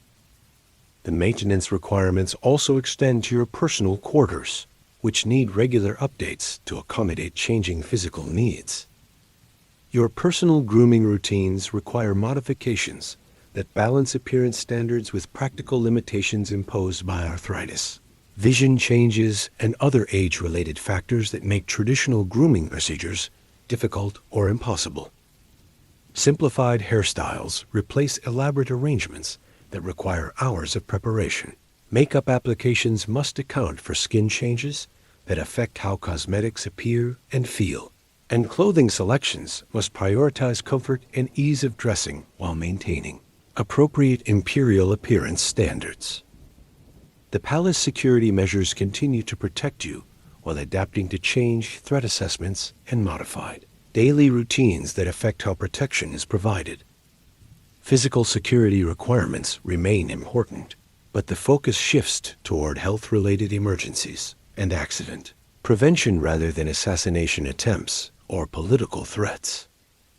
The security modifications also account for reduced mobility that limits your ability to respond quickly to emergency situations or evacuate dangerous areas independently. Your knowledge of palace history becomes an increasingly valuable resource for officials who need information about precedents, traditional practices, and institutional memory that exists primarily in the recollections of long-time residents. Your ability to provide historical context for current decisions makes you a consultant for policy development and ceremonial planning, though the consultation must occur through informal channels that don't appear to violate boundaries about political involvement. The historical knowledge also proves useful for training new officials and resolving disputes about proper procedures. The palace seasonal supply management must account for your specific needs and preferences while maintaining efficiency in resource allocation and distribution systems that serve thousands of residents. Special dietary requirements affect food purchasing and preparation schedules. Medical supply needs influence inventory planning, and comfort items must be sourced and maintained to support your quality of life. The supply modifications require coordination among multiple departments and careful budget management to provide adequate resources without creating excessive costs. Your relationship with visiting dignitaries shifts towards ceremonial interactions that maintain diplomatic protocols while acknowledging your changed role and reduced official responsibilities. Foreign ambassadors still pay courtesy calls that demonstrate respect for the imperial family, but the meetings focus more on cultural exchange and symbolic relationship maintenance than substantive policy discussions. The diplomatic interactions provide opportunities to share historical perspectives and cultural knowledge that can enhance international relationships while staying within appropriate boundaries. Hey guys, tonight you're watching your husband's corpse get stuffed with mercury while wearing 40 pounds of mourning silk that feels like sandpaper. The palace morticians are arguing about proper ghost prevention techniques. We'll get to why your dead emperor husband is still causing you paperwork problems from beyond the grave. Before you get comfortable, take a moment to like and subscribe, and let me know in the comments where you're tuning in from. Your daily routine as Empress Dowager starts at dawn with servants who now treat you like expensive china that might break if handled too roughly. The morning clothes are torture devices disguised as fashion statements, made from silk so rough it could probably sand down wooden furniture. The black dye hasn't been properly set, so everything you touch gets stained dark gray, including your skin, which now looks perpetually bruised. Your bound feet, already damaged from decades of walking on broken bones, now hurt worse because the mourning shoes are designed for suffering rather than comfort. The funeral preparations consume months of your life because apparently your husband can't even be buried without creating a massive administrative nightmare. Professional mourners work in shifts to ensure someone is always wailing, creating a soundtrack of artificial grief that echoes through the palace corridors day and night. The sound makes it impossible to think clearly, and you develop persistent headaches at the palace. Physicians treat with herbal remedies that smell like rotting vegetation and taste worse than they smell. Your son, now officially the Hongwu Emperor, immediately begins reversing his father's more paranoid policies, which would be great, except that it means reviewing thousands of death sentences, political imprisonments, and property confiscations. Each case requires your input because you're one of the few people who remembers the details of why various officials were executed or exiled. The work involves reading through documents written in your late husband's increasingly erratic handwriting, trying to determine which punishments were based on actual crimes versus imaginary threats conjured by imperial paranoia. The palace staff dynamics shift overnight as servants recalibrate their behavior toward someone who used to have absolute power but now exists in a weird, liminal space between respected elder and political has-been. They're not quite sure how much deference to show, so conversations become awkward dances where everyone tries to figure out the new hierarchy. Some servants are overly solicitous, treating you like a fragile relic, while others become subtly dismissive, sensing that your ability to have them executed has diminished significantly. Your new living quarters are smaller but more private, which sounds like an improvement until you realize that privacy in the imperial palace mostly means loneliness with better furniture. The reduced staff allocation means fewer servants to manage daily tasks, but it also means less human contact and more time alone with your thoughts. The quarters are decorated in the style appropriate for an Empress Dowager, which apparently means everything is slightly less ornate than your previous rooms, but significantly more beige. The financial negotiations surrounding your widowhood involve discussions about property rights that reveal how completely your economic security depends on male relatives, who could theoretically change their minds at any time. Your son is generous with your allowance, but the conversations make it clear that your wealth exists entirely at his discretion. The palace accountants present detailed budgets that show exactly how much your household costs to maintain, information that feels less like transparency and more like a subtle reminder of your dependence. Your grandchildren become a new source of both joy and anxiety as their health and development take on political significance that affects imperial succession planning. The palace physicians examine them obsessively, measuring their growth, testing their cognitive development, and creating detailed records that will be preserved for future historians to analyze. Every childhood illness becomes a potential crisis, Every developmental milestone is recorded in official documents, and their play activities are monitored for signs of leadership potential or character defects. The harem politics continue under your son's reign, but now you're watching from the sidelines as new concubines arrive and begin the familiar process of competing for imperial attention and positioning their children for advancement. The young women who enter the palace often view you as either a potential mentor who might help them navigate court politics or a threat who could limit their influence with the emperor. You find yourself in the strange position of being both more experienced than anyone else and completely removed from active participation in the competition. Your health problems multiply as the stress of transition combines with decades of accumulated physical damage from palace life. The chronic pain from your bound feet intensifies, possibly due to circulation problems that worsen with age. Your digestive system, already compromised by years of eating food that had been tested for poison and left to cool, becomes increasingly sensitive to spices, textures, and foods that you once enjoyed. Sleep becomes elusive as anxiety about your changed circumstances mixes with physical discomfort to create insomnia that leaves you exhausted during the day. The seasonal court ceremonies continue with modified protocols that reflect your reduced role while maintaining the appearance of continuity with previous reigns. Your participation shifts from central performer to honored observer, which reduces your workload but occasionally makes you feel like a museum exhibit being displayed for the education of younger court members. The ceremonies themselves become opportunities to observe how palace culture is evolving under your son's leadership and to identify areas where your informal influence might be helpful or necessary. Your correspondence with family members outside the palace becomes more important as official duties decrease and you have more time for personal relationships.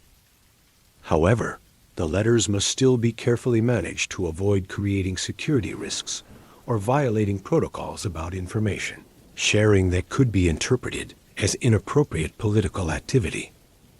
Writing letters becomes an exercise in saying nothing while appearing to share news, a skill that requires constant attention to subtext and implications that recipients might not understand. The palace medical system adapts to serve an aging Empress dowager whose health problems require different approaches than those used for younger patients. Palace physicians experiment with herbal combinations designed specifically for elderly women, though their understanding of age-related health changes remains limited by 14th century medical knowledge. The treatments often focus on managing symptoms rather than addressing underlying causes, and the side effects of various remedies sometimes create additional problems that require further medical intervention. Your memory begins showing subtle signs of age-related changes that affect your ability to recall specific details about events, people, and dates from earlier periods of your life. The changes start with difficulty, remembering names of minor officials or the exact sequence of events during particular ceremonies. More concerning are occasional episodes where you lose track of time or become confused about your location within the palace complex, though these incidents remain rare enough that they don't significantly impact daily functioning. The palace food service requires modifications to accommodate your changing dietary needs as age-related health problems make certain foods difficult to digest or enjoy. Softer textures become necessary as dental problems worsen. Milder seasonings replace spicier flavors that irritate your digestive system, and smaller portions help manage appetite changes related to reduced physical activity. The modified diet requires coordination with kitchen staff, who must prepare special meals while maintaining the elaborate protocols surrounding imperial food service. Your relationship with longtime palace servants evolves as these workers age alongside you while new staff members join the household. Servants who have worked in your service for decades become trusted confidants who understand your preferences and health needs without requiring detailed instructions. However, training new workers becomes more challenging as your tolerance for disruption decreases and your ability to adapt to different working styles becomes more limited. Staff turnover also creates security concerns because new workers haven't been tested through years of loyal service. The palace textile maintenance becomes crucial as your wardrobe requirements shift toward clothing that accommodates physical changes while maintaining appearance. Standards expected of an Empress dowager. Garments must be altered to fit changing body proportions. Fabrics must be selected for comfort as well as appearance. And designs must balance traditional imperial style with practical considerations for daily wear. The clothing modifications require skilled seamstresses who understand both fashion requirements and the physical limitations that affect how garments fit and function. Your sleep patterns change significantly as age-related factors combine with lifelong stress to create insomnia problems that affect energy levels and cognitive functioning during daylight hours. The palace sleeping quarters require modifications to accommodate changed sleep needs, including adjustments to lighting, temperature control, and noise reduction that help create conditions conducive to rest. However, modifications are limited by security requirements and architectural constraints that prevent major alterations to imperial living spaces. The palace communication systems adapt to accommodate your changing needs for receiving information and maintaining contact with various individuals and groups. Written correspondence becomes more important as verbal communication becomes difficult due to hearing changes or voice problems that develop with age. However, increased reliance on written communication creates additional security concerns because letters can be intercepted, copied, or misinterpreted more easily than face-to-face conversations. Your influence on palace culture continues through personal example and informal teaching, though the methods must adapt to changed circumstances and reduced energy levels. Younger court members still observe your behavior and learn from your responses to various situations, but learning opportunities occur through different types of interactions than those available during more active years. Cultural influence also extends to grandchildren, who benefit from direct access to historical knowledge and practical wisdom that can't be obtained from other sources. The palace maintenance operations require increased attention to safety and accessibility concerns that affect your ability to navigate the complex safely and comfortably. Walkways must be kept clear of obstacles that could cause falls. Lighting must be adequate for safe navigation during evening hours, and surface conditions must be monitored to prevent slipping hazards that could result in serious injuries. Maintenance requirements also extend to personal quarters, which need regular updates to accommodate changing physical needs. Your personal grooming routines require modifications that balance appearance standards with practical limitations imposed by arthritis, vision changes, and other age-related factors that make traditional procedures difficult or impossible. Simplified hairstyles replace elaborate arrangements that require hours of preparation. Makeup applications must account for skin changes that affect how cosmetics appear and feel, and clothing selections must prioritize comfort and ease of dressing while maintaining appropriate imperial appearance standards. The palace security measures continue protecting you while adapting to changed threat assessments and modified daily routines that affect how protection is provided. Physical security requirements remain important, but focus shifts toward health-related emergencies and accident prevention rather than assassination attempts or political threats. Security modifications also account for reduced mobility that limits your ability to respond quickly to emergency situations or evacuate dangerous areas independently. Your knowledge of palace history becomes an increasingly valuable resource for officials who need information about precedents, traditional practices, and institutional memory that exists primarily in the recollections of long-time residents. Your ability to provide historical context for current decisions makes you a consultant for policy development and ceremonial planning, though consultation must occur through informal channels that don't appear to violate boundaries about political involvement. The palace seasonal supply management must account for your specific needs and preferences while maintaining efficiency in resource allocation and distribution systems that serve thousands of residents. Special dietary requirements affect food purchasing and preparation schedules.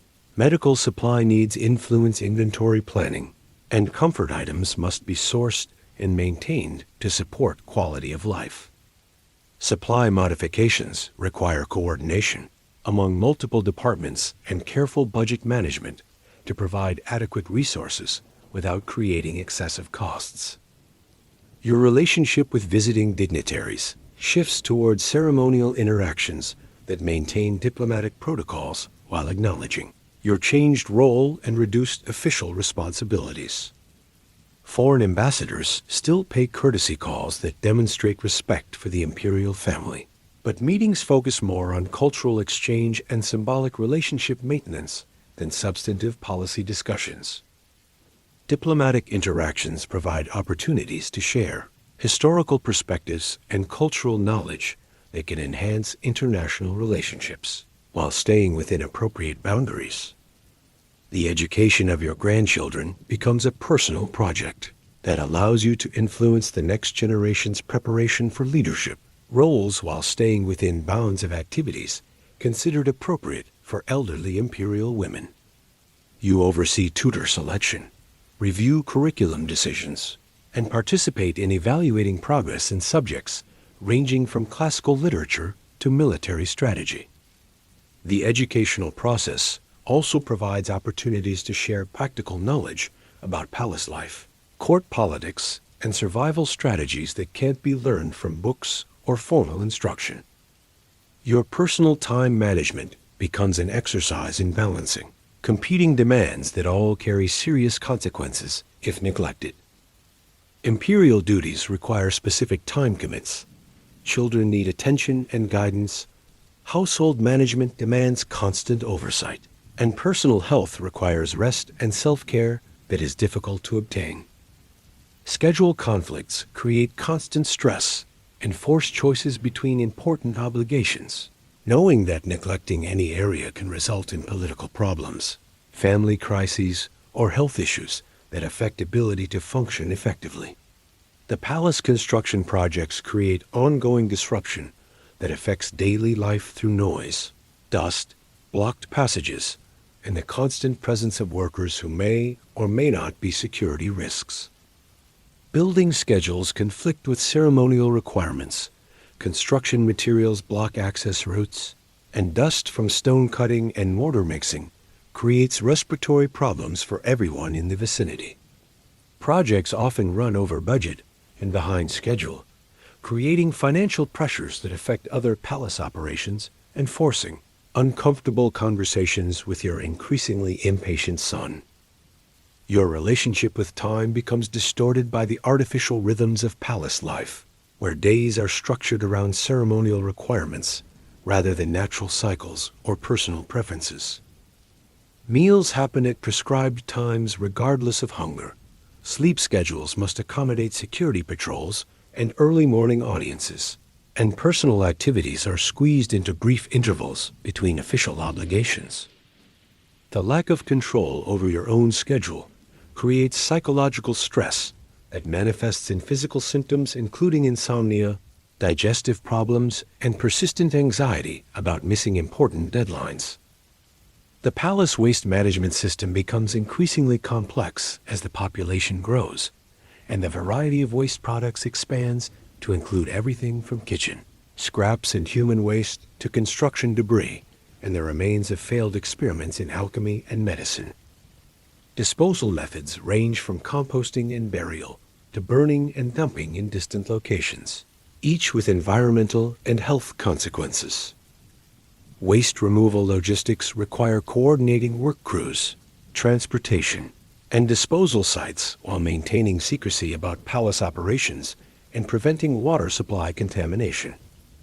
Your influence on palace policy continues through informal channels that allow you to shape decisions without appearing to violate boundaries, appropriate for an empress dowager. Casual conversations with your son during family meals provide opportunities to share opinions about administrative matters, personnel decisions, and policy proposals that affect empire governance. Decades of experience with palace operations give you insights that prove valuable for solving practical problems and avoiding potential pitfalls that less experienced officials might not anticipate. The palace seasonal weather management becomes more challenging as your tolerance for temperature extremes decreases and circulation problems make you more sensitive to cold and heat. Winter heating arrangements must be adjusted to provide adequate warmth without creating fire hazards or air quality problems that aggravate respiratory issues. Summer cooling strategies require balancing comfort needs with limited options available in pre-industrial China, often involving architectural modifications and schedule adjustments that minimize exposure to extreme temperatures. Your participation in religious ceremonies continues, but requires accommodations for physical limitations that make lengthy standing, kneeling, or walking difficult or impossible. Religious observances must be modified to allow meaningful participation while respecting both spiritual requirements and practical constraints imposed by age-related health problems. Modifications often involve alternative positions, shortened ceremonies, or delegate participation that maintains connection to religious life while acknowledging changed circumstances. The palace communication networks involve elaborate systems for transmitting information throughout the complex, while maintaining security and preventing the spread of rumors or misinformation that could create political problems. Official announcements must be carefully worded and distributed through proper channels. Personal messages require screening for security risks, and informal conversations must be monitored to prevent development of seditious discussions. Communication systems work reasonably well for routine business, but often break down during crisis when accurate information becomes critical for making life and death decisions. Your personal relationships become increasingly complicated by political implications of every social interaction and constant awareness that today's friend might become tomorrow's enemy, depending on shifting court alliances. Genuine emotional connections require trust that is dangerous to offer and difficult to maintain under constant surveillance, while superficial relationships provide some social contact without risks associated with deeper friendships. Isolation created by political caution affects mental health and makes emotional challenges of palace life even more difficult to endure. The palace seasonal health management involves preparing for diseases and medical problems that occur predictably at certain times of year while dealing with unexpected health crises that can affect large numbers of people simultaneously. Winter brings respiratory problems from poor air quality and close living conditions. Summer creates digestive issues from food spoilage and insect-borne diseases.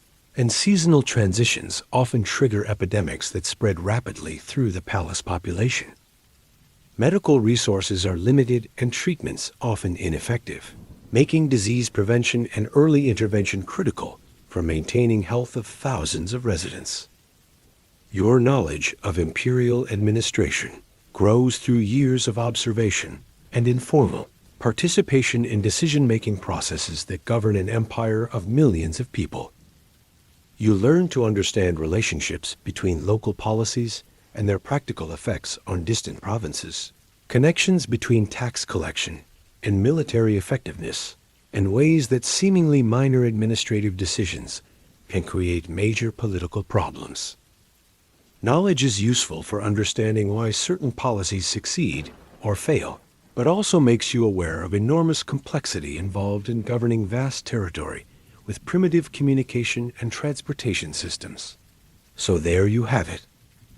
You married a teenage warlord at 13, survived decades of pregnancies that nearly killed you, Watched your husband transform from an awkward monk into a paranoid emperor who executed people for sneezing wrong, and somehow managed to help build the Ming Dynasty, while your feet were literally falling apart from being bound since childhood. You outlived the monster you married and spent your final years as an Empress dowager, still making the small daily decisions that kept an empire running while pretending you had no real power. Wang Shiji died having changed the course of Chinese history, one painful step at a time, in shoes that never fit properly. Sleep well, and maybe appreciate that your worst relationship drama doesn't involve state executions.